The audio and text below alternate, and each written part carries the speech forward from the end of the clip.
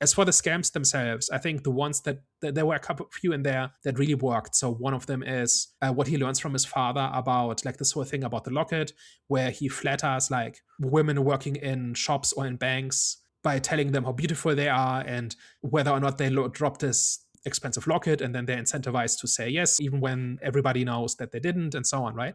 So that seems to me like a scam that really works.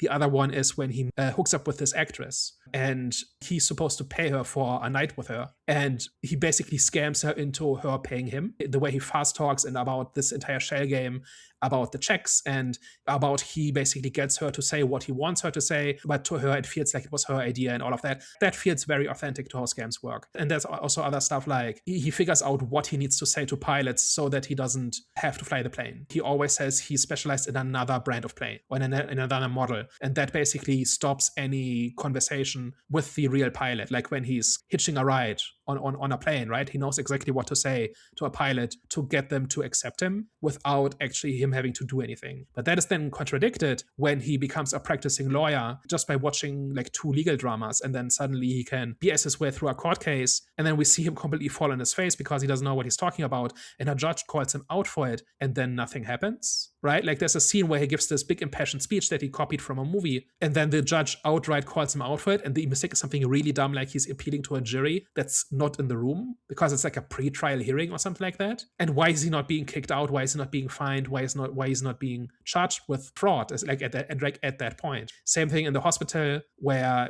by watching a few episodes of a hospital drama, he can convince other doctors that he is a doctor. And it seems to me like the way you do this is like if you're pretending to be a doctor, you don't scam doctors and nurses because they know what they're talking about and they will catch you in the lie.